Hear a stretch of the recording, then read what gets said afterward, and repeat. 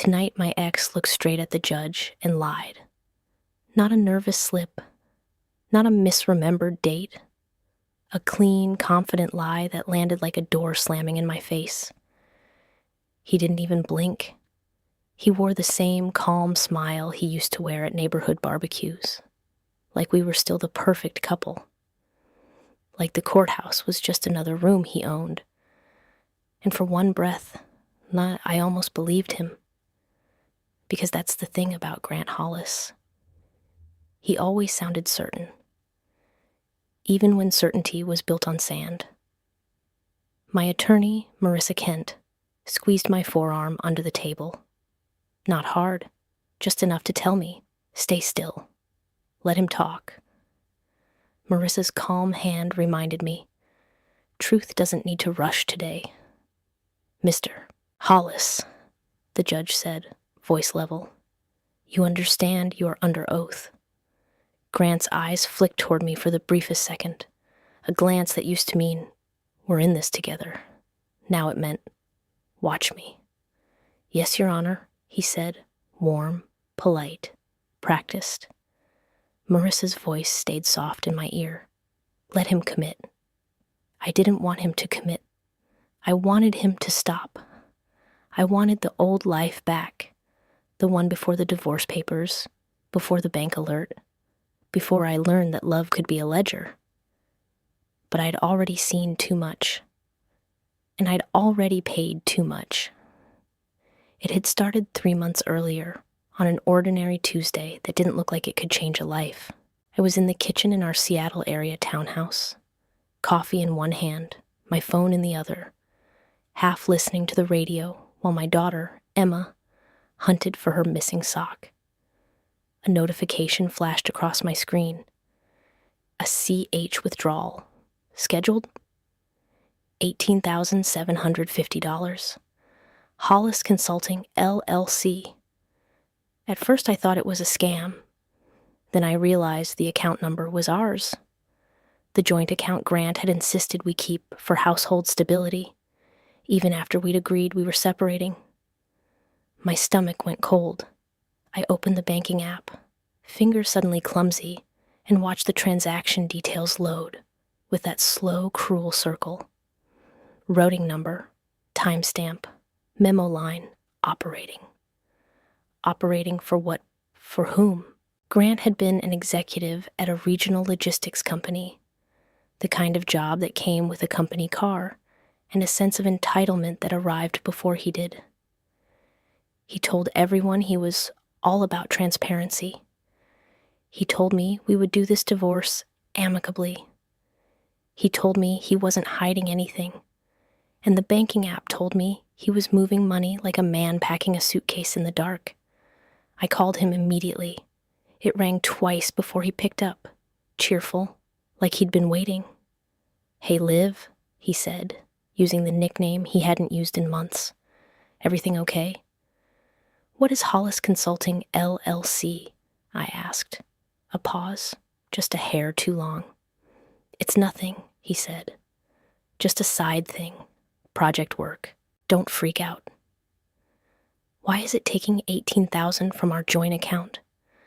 Because, he said, and I could hear the smile in his voice, I funded it. I'm just moving my own money.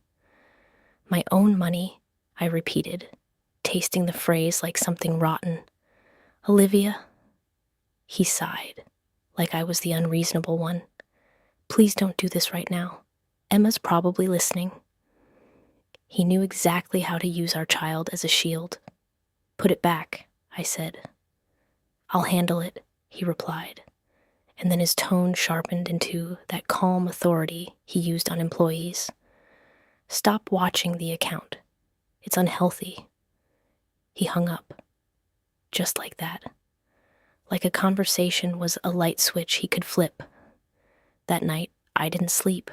I sat at the dining table with my laptop, pulling statements, downloading PDFs, building folders the way I used to build birthday photo albums. Only these were receipts, numbers, proof. By morning, I'd found more. Smaller withdrawals spaced out over weeks, always just under the threshold that triggered the bank's usual fraud text. Transfers to a new credit union I'd never heard of. And one wire, $46,000, labeled retainer. Retainer for what? A lawyer, a new apartment, a new life, a war chest. When I confronted him in person, he didn't deny the transfers. He denied my right to ask. We met in the parking lot outside Emma's school, two parents in separate cars, smiling for the teachers like we weren't ripping the floor out from under our kid. Grant leaned against his SUV, sunglasses on, one hand on the door, like he was about to leave before I finished speaking. "You're spying on me," he said. "I'm protecting myself," I replied. "You're draining our accounts." "I'm reorganizing finances," he corrected. "It's normal." "Normal is telling me," I said. "Normal is not moving money and calling it operating." His jaw tightened, the first crack in the polish. "You want to fight?" he asked. "Because I can do fight." I didn't answer then. I didn't need to. He'd already started one. 2 weeks later, the petition was filed. Grant requested primary custody for stability. Grant requested exclusive use of the house due to financial contributions. Grant claimed in his sworn financial declaration that he had no additional business interests beyond his salary, no LLC, no consulting income, no separate accounts. When Marissa first read that line, she didn't gasp or curse. She just looked up at me and said, "He's either stupid or he thinks you are." That was our legal anchor. The moment my divorce stopped being painful and started being dangerous. Because lying to your spouse is ugly. Lying to the court is perjury. Marissa moved fast. She filed for temporary orders to freeze marital assets. She served discovery requests. She subpoenaed bank records, payroll records, and crucially, records for anything with Grant's name attached, including the LLC I'd seen in the banking app. Grant's lawyer responded with a smug letter about harassment and fishing expeditions. Grant texted me late at night, as if texts were his personal courtroom. "You're making this ugly. You're going to regret this. Just sign the agreement I sent and we can be done." The agreement he sent offered me the couch and the crumbs. It gave him the house, the retirement, and a custody schedule that treated me like a weekend visitor. He wrote it like he was writing a performance review and expected me to accept it like a subordinate. I didn't sign. I sent the text to Marissa. She replied with 2 words, "Good. Keep." And then the escalation started. Not all at once, but like a faucet left slightly open, dripping until the sink overflowed. First, Grant stopped paying the daycare invoice he'd agreed to cover temporarily. Then he told the school he would be the primary contact until things settle. Then he changed the password to the shared photo drive where Emma's medical forms were stored. He didn't just want money.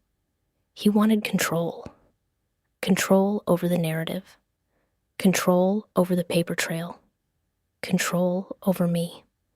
Marissa obtained an order compelling production of documents.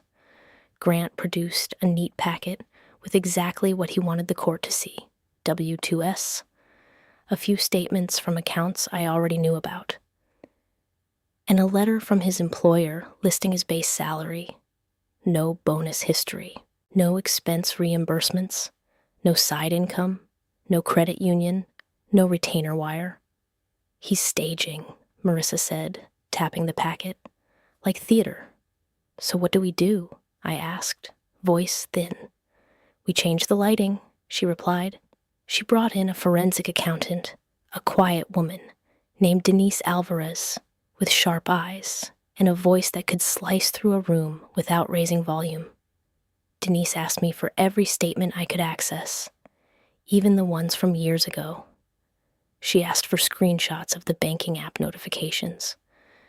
She asked for Emma's tuition invoices. She asked for receipts I'd never thought mattered. The kind of paper that becomes priceless when someone tries to rewrite history. For 3 nights, my living room became a command center.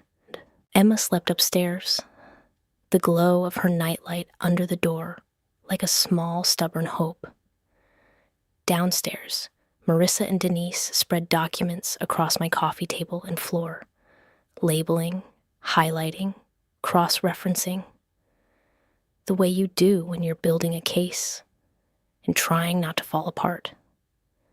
Denise noticed patterns, transfers from our joint account to a business checking account with a different bank, then transfers from that business account to a credit union account in Grant's name, then cash withdrawals, consistent, timed, always on Fridays, and the retainer wire traced to a law firm that wasn't Wade's. Why would he pay another law firm? I asked. Denise didn't look up, because he thinks he might need a specialist. For what? I whispered, and my throat tightened around the word. Fraud? Marissa met my gaze. Or he's planning something bigger. That sentence sat between us like a loaded gun. A week later, I got the first real clue that it wasn't just about hiding income. It was about moving ownership. I received a letter from our county assessor. At first I assumed it was routine. Some tax notice, some harmless government envelope. But when I opened it, my hands started shaking. It was a notice of property record update. It listed our townhouse address. And under owner of record, my name was gone. Grant Hollis, in Hollis Family Trust. Trust, a word that used to mean love. Now it meant paperwork. I called the assessor's office, voice tight, and the clerk confirmed what the letter said. A quitclaim deed had been recorded. Signed by me. Notarized. Filed last month. I had never signed anything. I hadn't been in front of a notary. I hadn't even been in that building. Marissa was at my house within the hour. She read the notice, and for the first time, she looked genuinely angry. This, she said, tapping the page, is criminal. My brain tried to reject it, because the idea that the man I married, the father of my child, would forge a deed, it felt too extreme to fit into a normal divorce story. But the ink didn't care about my disbelief. Marissa filed an emergency motion. She requested an expedited hearing. She demanded the original deed, the notary journal, and the recording information. She also filed for a restraining order, preventing Grant from transferring or encumbering property. And she asked the court to compel Grant's appearance, under oath, to explain why he'd erased me from the title. Grant responded with a declaration claiming it was a clerical mistake. He claimed I'd signed electronically. He claimed he didn't understand the paperwork. He claimed, in writing, that we'd agreed to place the house in trust for Emma's benefit. Emma, always the shield, always the excuse. Marissa smiled without humor. He's building a story. Denise found the notary name on the deed, a woman named Shannon Parks. Denise searched public records and found Shannon had notarized dozens of documents for Grant's employer over the last year. Same notary, same day, same zip code. A convenient witness. Can we talk to her? I asked. We can subpoena her, Marissa said, and we can subpoena her notary log. The next escalation wasn't legal. It was personal. Grant picked up Emma from school on his day and didn't return her on time. I waited by the window, then by the door, then on my porch in the cold, watching the street like a storm was supposed to arrive with his headlights. When I called him, it went to voicemail. When I texted, he replied an hour later. She fell asleep. Relax. You're dramatic. I'll bring her in the morning. I wanted to drive to his place and pound on the door, but Marissa had warned me, don't create a scene he can use. So I stayed home, pacing like a caged animal, trying to breathe through fear, and I realized, with a clarity that made me nauseous, that Grant was testing boundaries, not just with money, with my child, with my sanity, with the court. The next morning, Emma came home with messy hair and a bag of fast food. She looked at me like she'd done something wrong. Daddy said you're mad at him, she whispered. My chest cracked. I knelt and held her. I'm not mad at you, never at you. And upstairs, when she was changing, I found a folded paper in her backpack, a printout, a parenting plan Grant had drafted and given to her teacher, listing him as primary parent. Marissa's jaw clenched when she saw it. This is intimidation, she said, and it's calculated. She filed another motion. She requested sanctions for interference with parenting time. She asked for the judge to order communication through a monitored app, and she requested that Grant be ordered to stop contacting third parties about custody without mutual agreement. Grant's lawyer argued that Grant was simply being proactive. Wade kept using words like misunderstanding and overreaction, but the judge's eyes narrowed every time Wade spoke. Then came the deposition. A conference room downtown, glass walls, a long table, a court reporter with fast fingers and a face that never changed. Grant arrived in a crisp suit, coffee in hand, like this was a meeting he could dominate. He sat across from me and smiled. Not kind, victorious. You look tired, he said softly, before the court reporter started. Marissa didn't let me respond. She slid a binder onto the table, thick and heavy, and said, let's begin. The oath was administered. Grant raised his right hand, swore to tell the truth, the whole truth, nothing but the truth. His voice was smooth. He didn't hesitate. For the first 30 minutes, he played it safe. He answered basic questions about his job, his salary, his expenses. He minimized everything. He portrayed himself as the stable parent and me as emotional. Then Marissa pivoted. Mr. Hollis, she asked, do you have any ownership interest in Hollis Consulting, LLC? No, Grant said without pause. Denise, seated behind Marissa, lifted her gaze to me for a moment, like a silent note. There it is. Marissa kept her tone neutral. Are you the registered agent? No. Have you ever received income through that LLC? No. Have you ever transferred marital funds into any account associated with that LLC? No. Each no stacked like bricks, a wall, a prison he was building for himself. Marissa pulled out a document. Do you recognize this? She asked, sliding it forward. It was a bank statement, the one with the $18,750 withdrawal. Grant glanced at it, expression barely shifting. It looks like a statement, he said. Is that your joint account with my client? Yes. And do you see the transaction labeled Hollis Consulting, LLC? Grant leaned in, squinting as if sight could change reality. I see a line item. And you're telling us you have no connection to that entity? That's correct, he said, voice steady. Marissa nodded slowly, as if accepting. Then she asked, have you ever used the credit union Cascade Horizon to hold funds? Grant's eyes flickered, a micro expression, a tiny crack, but his voice didn't change. No. Marissa didn't pounce. She just made a note, like she'd expected that answer. Then she asked about the quitclaim deed. Did you file a deed transferring the marital home into a trust?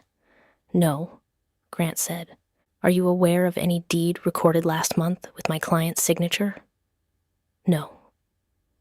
He lied like breathing. He lied like it was a skill he'd practiced in front of a mirror. When it was over, he stood, adjusted his cufflinks, and leaned toward me. This is pointless, he murmured. You'll run out of money before I do. And then he walked out, leaving his confidence behind like cologne. On the drive home, I cried so hard I had to pull over. Not because I missed him, but because I realized he truly believed he could erase me with paperwork. He believed the system belonged to him. He believed I would collapse under the weight of legal fees and fear. Marissa called me that night. He overplayed, she said. He denied things we can prove. But can we prove them? I asked, voice raw. We're going to, she replied. Denise is tracing, and I'm subpoenaing everything that moves. Denise went deeper. She obtained business registration records. Hollis Consulting LLC had been formed 8 months earlier, while Grant and I were still married, while he was still telling me he was working late for the company. The registered agent wasn't Grant. It was a mailbox service. But the organizer name, a woman I'd never heard of, Marin Blythe. Denise searched Marin's name and found her LinkedIn. She worked in HR at Grant's company. She'd posted a photo at a holiday party. Standing next to Grant, her hand on his shoulder. My pulse roared in my ears. A side thing, a project, nothing. Marissa didn't comment on the personal betrayal. She stayed on the legal thread. Connection, she said. We need the connection. Then, finally, the subpoena returns started coming in. The credit union produced records for an account in Grant's name. Balance, $212,400. Opened with an initial deposit the same day as one of the Friday cash withdrawals. Marissa's email to Wade was polite and lethal. Please explain why this account was omitted from Mr. Hollis's financial declaration. Wade replied within hours, indignant, calling it separate property, claiming it was bonus money earned post-separation. But Denise compared dates. The deposits began months before separation, and one deposit was clearly labeled marital transfer. Then the other law firm returned records. Grant had paid a retainer to a firm specializing in asset protection and trust formation. He hadn't just been preparing for divorce. He'd been preparing to move assets beyond reach. The notary subpoena took longer. Shannon Park's office tried to resist, claiming privacy. Marissa pushed back. The judge signed an order compelling production. And when Shannon finally appeared at a hearing, she looked like someone who hadn't slept either. She carried a bound notary journal. She sat in the witness chair, hands trembling. Marissa asked simple questions first. Name, commission number, how long she'd been a notary. Then Marissa slid the deed across to her. Do you recognize this notarization? She asked. Shannon swallowed. Yes. Is that your stamp? Yes. Is that your signature? Yes. Did you personally witness Olivia Reed sign this deed? Shannon hesitated. In the courtroom, hesitation is a scream. I don't recall, she said. Marissa's voice stayed calm. You don't recall witnessing a signature that transferred a home into a trust? Shannon's eyes darted toward Grant. He stared straight ahead, jaw locked. Marissa opened the notary journal and pointed. On the date in question, she said, your log shows a quitclaim deed notarized for Grant Hollis, correct? Shannon nodded. And the signer listed is Olivia Reed, correct? Yes. Do you have a thumbprint? Marissa asked. Shannon's cheeks flushed. No. Do you have a driver's license number recorded? No. Do you have any form of identification noted? Shannon's voice dropped. No. The judge's face hardened. Because the notary rules aren't suggestions. They're safeguards. Marissa asked one more question, gently but firmly. Ms. Parks, did you witness Olivia Reed sign this document? Shannon closed her eyes, and then she whispered, No. The room went still. Even the air felt heavier. Grant shifted in his chair. Wade's pen stopped moving. Marissa didn't gloat. She just looked at the judge and said, Your Honor, we request the court take judicial notice of this admission. That was the moment the ground changed. Because now it wasn't just me claiming Grant was lying. It was a notary admitting she didn't witness my signature. It was a forged deed sitting in the court file like a smoking gun. The judge set an evidentiary hearing for the following month. She ordered Grant to produce all trust documents, all business documents, all account statements, and all communications related to the deed. She also warned, in open court, that perjury and fraud carried serious consequences. Grant walked out with his shoulders stiff. When he passed me, he didn't look at me. He looked through me, like if he refused to acknowledge me, I might disappear. The escalations turned colder after that. Grant stopped being charming. He started being reckless. He filed an amended declaration, claiming the credit union account was a gift. He claimed Marin Blythe had loaned him money for business development. He claimed the trust was for Emma. He claimed I was manipulating the court. And then he made the mistake that would break everything open. Denise received a subpoena return from Grant's employer. It included a line item report of reimbursements and vendor payments connected to Grant's department. Buried in the spreadsheet was a vendor name, Hollis Consulting, LLC. Amount paid over 12 months, $96,000. Memo, process optimization. Denise called me immediately. Her voice was tight with that rare edge of excitement. This is the pipe, she said. He ran company money through his own entity. My skin prickled. That's theft. It's more than theft, she replied. It's self-dealing, and he lied under oath about it. Marissa's eyes narrowed when she saw the report. This isn't just family court anymore, she said softly. This touches his employment and possibly criminal exposure. For the first time in months, I felt something other than fear. I felt leverage. Marissa filed a motion to compel and a motion for sanctions based on perjury. She attached the vendor report. She attached the credit union statements. She attached the notary admission. And she requested that the judge refer the matter for further investigation if necessary. Wade responded with panic, disguised as professionalism. He asked for continuance. He accused us of weaponizing employment records.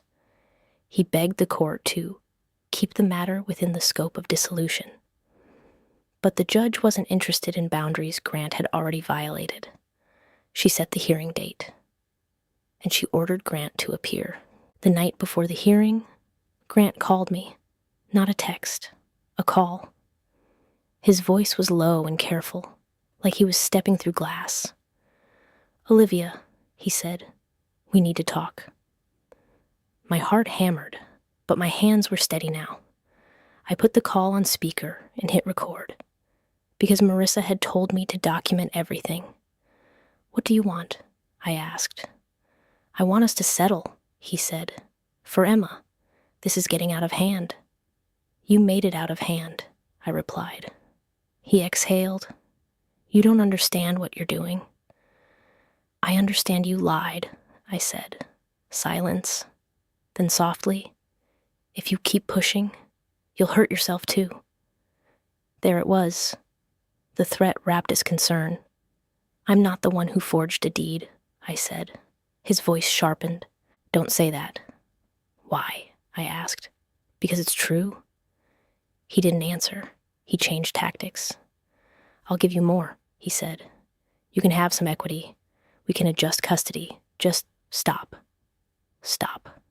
Like truth was a nuisance. "Put it in writing," I said. He laughed, short and bitter. "You've changed."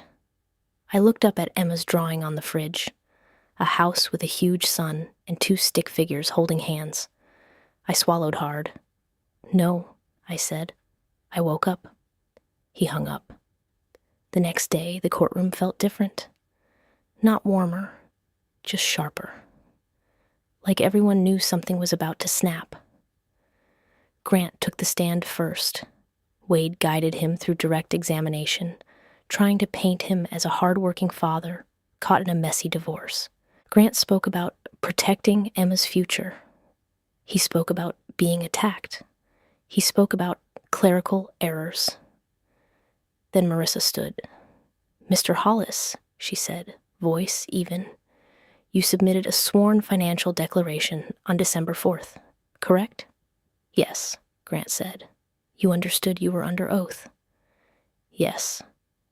"In that declaration," Marissa continued, "you stated you had no additional business interests besides your employment, correct?" Grant nodded. "Correct." Marissa lifted a document. "I'm showing you Exhibit 12. Do you recognize this as the vendor payment report from your employer?" Grant's eyes narrowed. I don't know." "It's your employer's record," Marissa said. "It lists payments to Hollis Consulting, LLC, $96,000. Are you telling this court you don't know what that is?" Grant cleared his throat. "That could be a different entity." Marissa's eyebrow rose. "And yet the LLC shares your surname, and the payments align with transfers into your credit union account, and you denied under oath having any connection." Grant's face flushed slightly. It was consulting," he said, "for the company." "So you did have a business interest," Marissa said quietly.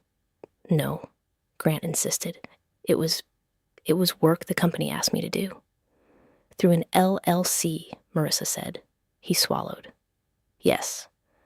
"And you were paid," she said. "Yes." "And you did not disclose it," she said. "It wasn't required," he snapped, and the snap was loud in the quiet room. Marissa didn't flinch. "Family court requires full disclosure." Wade objected. The judge overruled. Marissa turned a page. "Let's talk about the credit union account," she said. "You testified in deposition that you never used Cascade Horizon Credit Union to hold funds. Do you remember that testimony?" Grant's mouth tightened. "Yes." Marissa held up the deposition transcript, highlighted. "You said no, correct?" Grant stared. "Yes." "And yet," Marissa said, "Cascade Horizon produced statements for an account in your name with a balance over $200,000. Grant's eyes flicked to Wade. Wade's face was pale. "That account," Grant said, voice strained, "was separate." "Separate from what?" Marissa asked. "From truth?" A murmur ran through the courtroom. The judge's gavel tapped once, warning. But the judge's eyes stayed locked on Grant. Marissa moved to the deed. "Did you file a quitclaim deed transferring the marital home into Hollis Family Trust?" "No," Grant said, and he said it fast. Marissa's voice softened. "Ms. Parks testified she did not witness Olivia Reed sign that deed. Do you dispute that?" Grant's nostrils flared. "She's confused." "Confused," Marissa repeated. "Or pressured." Wade objected again, overruled again. Marissa stepped closer, just enough to make Grant look up. "Mr. Hollis," she said, "did you sign Olivia Reed's name on that deed?" Grant stared at her. For a second, the mask slipped, not into guilt, but into anger. The kind of anger that comes from being cornered. "No," he said, and his voice was low, dangerous. Marissa nodded. Then she did the thing she'd been holding for weeks. She changed the entire room. "Your Honor," she said, "we request permission to play a recording." Wade spun. "Objection." Marissa's voice was calm. "It's a call from Mr. Hollis to my client. Made last night, he initiated. We are in a one-party consent state." The judge looked at Wade, then at Marissa. "Proceed," the judge said. My heartbeat thudded in my ears as Marissa pressed play. Grant's voice filled the courtroom, clear through the speaker. "If you keep pushing, you'll hurt yourself too. I'll give you more. Just stop." It wasn't a confession, but it was leverage, and it was intimidation on record. Grant's face drained. The judge's expression tightened like a knot. Marissa paused the audio. "Mr. Hollis," she asked, "why would my client hurt herself by asking you to comply with court orders?" Grant opened his mouth, closed it, then tried again. "I meant emotionally," he said. Marissa didn't smile. She reached into her folder and pulled out one final document. "This," she said, "is an email produced under subpoena from the asset protection firm you retained, dated 2 days before you filed your initial declaration." Wade shot to his feet. "Privilege." Marissa's tone stayed steady. "The email is not legal advice. It is an invoice summary and a list of tasks. It contains no attorney-client communications beyond logistics." The judge read quickly, then nodded, admitted. Marissa looked at Grant. "In this email," she said, "the firm confirms it created Hollis Family Trust and drafted the deed for transfer. Correct?" Grant's throat bobbed. He didn't answer. Marissa waited. The silence stretched, long enough for every person in the room to hear the absence of truth. Grant finally whispered, "Yes." A sound escaped me. Not a sob, not a laugh, and something in between. Because that yes wasn't just about the trust. It was about everything he'd done in the dark. Marissa didn't let up. "And you still told this court you had no business interests and no knowledge of any deed." Grant's eyes were glossy now, but not with regret, with calculation. "I was trying to protect my daughter," he said, voice rising. The judge leaned forward. "Mr. Hollis," she said, and her voice cut through him like a blade. "You do not protect your child by lying under oath." Grant's shoulders sagged, just slightly, like a man realizing his armor was paper. That was the twist. The moment the case stopped being about dividing a marriage and became about exposing a scheme. Because as Denise testified after Grant stepped down, the pattern was clear. Grant had created an LLC to route income. He had moved marital funds into a hidden account. He had paid specialists to form a trust. He had recorded a deed with a forged signature, and he had denied all of it under oath, repeatedly, in writing and in deposition. The judge recessed briefly. When she returned, the air felt electric. She addressed Grant first. "Your conduct," she said, "shows a willful attempt to mislead this court and deprive Ms. Reed of marital property rights." Grant's lawyer tried to speak. The judge held up a hand. "I am issuing immediate orders," she continued. "1, the quitclaim deed is subject to challenge, and this court will order a alias pendens and restraining order, preventing any transfer or encumbrance of the property." Grant swallowed hard.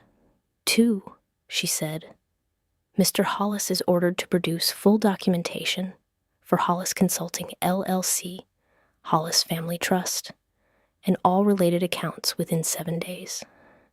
Failure will result in contempt." Wade's face was tight, like he was swallowing his own regret.